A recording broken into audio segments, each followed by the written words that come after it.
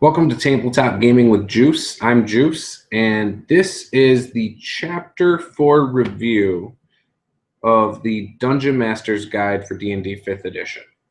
Now, this chapter is titled Creating Non-Player Characters. And I just want to start off by saying I like this chapter. There's a lot of stuff in it that I find very useful.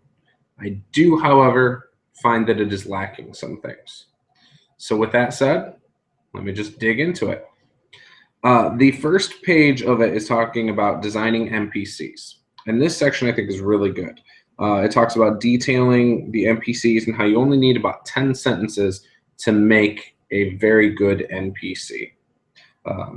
Ways to make them memorable or to give them obvious, visual features, personality, traits, certain abilities maybe, talents, ideals and bonds, flaws, all those things.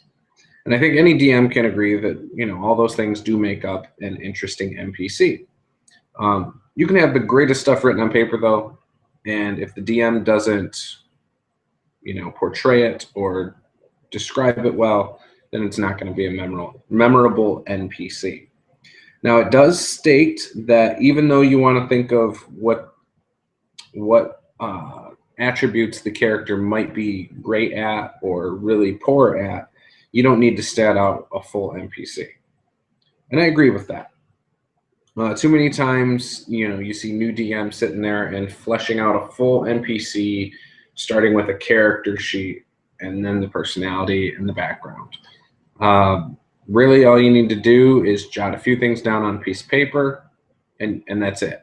Normally when I stat out an NPC, I just come up with, their name, their occupation, and then maybe a key physical feature and a key personality trait. That's typically what I do. And then I might write down that, they are really strong, or they're they're a ranged-based fighter, for instance. But I don't usually go into a lot of detail about NPCs. In fact, in the 2 campaigns I'm currently running, I've only fleshed out 2 NPCs, or 1 NPC actually, to a full sheet. So that's it. So that just gives you a little bit of an idea of what I do. And that's about a combined total of 8 sessions, I think, or 9 sessions, and I've got 1 character sheet for an NPC filled out. So it goes into, and it gives you tables for different things too, like their talents, their attributes, appearance, mannerisms, interaction traits, ideals, bonds, flaws, and secrets. Now, some of these are very, very general. In fact, most of them are very general. For instance, if you go to appearance, it'll say something like unusual hair color. So it's still up to you to figure it out. Let's see, piercings. Doesn't tell you anything about the piercings, it just says piercings. So it leaves a lot of things up to you. Tattoos, again, very general. It's up to you to decide where the tattoos are. It's more than enough to get your mind working. So I think it does the job, but it is very general. And that's not even something I'm griping about. I actually still like those tables. Later in this chapter, you'll find out what I'm a little bummed out about. But anyways, so it goes on to, for example, useful knowledge. In a sentence, describe 1 bit of knowledge the NPC possesses that might be of use to the player characters. The NPC might know something as banal as the best inn in town, or as important as a clue needed to solve a murder. I think that's good. I think it's important to give your NPCs purpose, and so I think they do a good job in just that section right there, saying, hey, give them a piece of information that'll keep the game going. That's how I interpret that. So then it goes into monsters as NPCs. And this part I thought was really interesting. Instead of just using, and it states this, instead of just using your monster stat block from the monster manual, and then the description of a monster in the monster manual to portray your character, why not give them more humanly type features? Why not give them a personality and expand upon them? So I think they do a good job explaining that. And so then it goes into monster stat blocks, and then it talks about adding classes onto monsters, which again is pretty interesting. Then it goes into NPC party members, and it talks about low-level followers, adventurer NPCs, which it talks about in here giving. It doesn't say give them, but it talks a little bit about the GM player character, which in my opinion, it works sometimes, sometimes it doesn't. I think if you talk to most people, they'll think that you should avoid GM player characters at all costs. But it does say, you know, giving that GM player character to another player to control, you know, so you let them do it. And if they are using it as just a low level, like minion to do whatever, then maybe have a different player run them or just have that NPC leave altogether. It does give you a new optional rule for loyalty. Yeah, I don't know. I don't know what I think about it.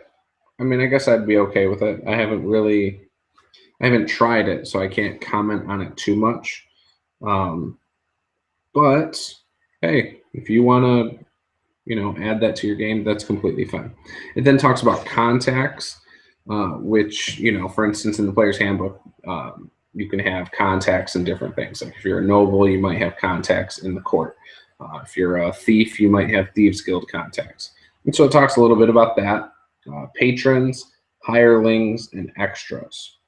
Okay. And I think all those are pretty self-explanatory. Then it goes into and it talks about villains, but it doesn't really talk about villains.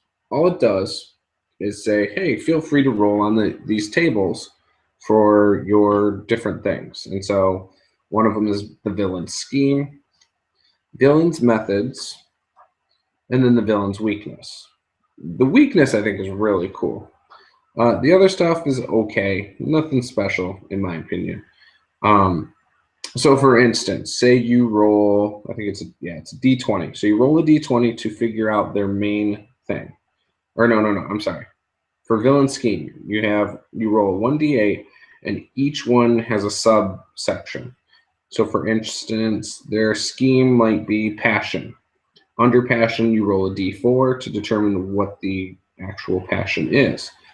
Maybe it's destroy rivals for another person's affection. So you got that.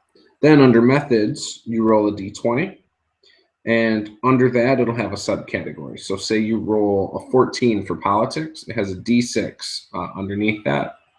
So under politics, you might roll espionage or spying. So maybe you're spying on the political infrastructure or something. Who knows? Point is, you know, you get some tables there. Like I said, though, my favorite part is the weaknesses. There are only 8, but it's enough.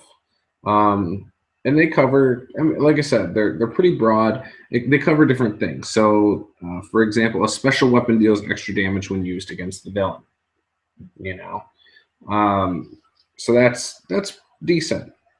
Then it goes into the 2 new class types for villains: the Cleric Death Domain and the Paladin Oathbreaker. That's cool. I like them. After looking through them, they're very cool. The only thing I kind of wish there were more classes in this book, just a couple, or subclasses, and there really aren't. And so that's the only spot that really covers new classes, that gives you new classes.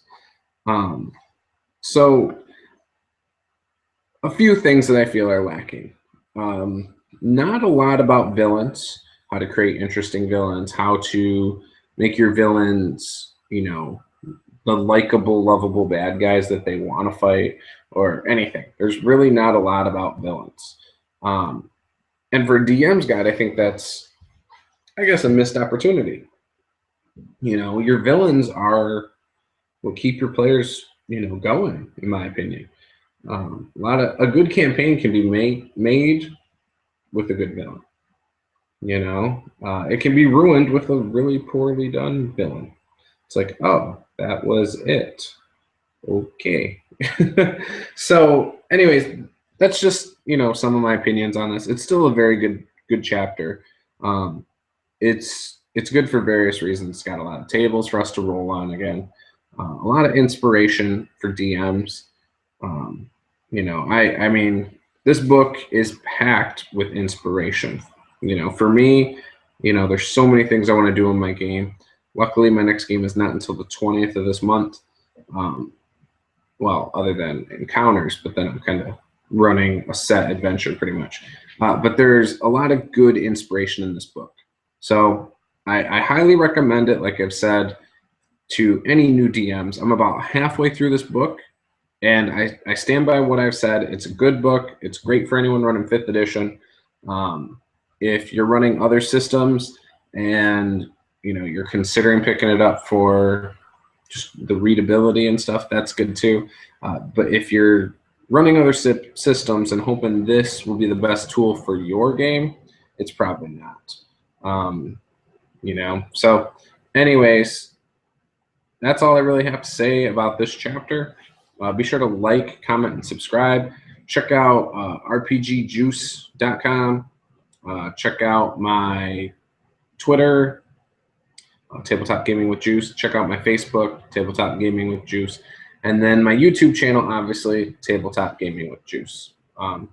With that said, I'll see you next time. Tomorrow, I will be doing Chapter 5, Adventure Environments. And that chapter, well, I'll leave it for tomorrow. So, again, be sure to like, comment, and subscribe, and I'll see you next time. Thank you. Bye-bye.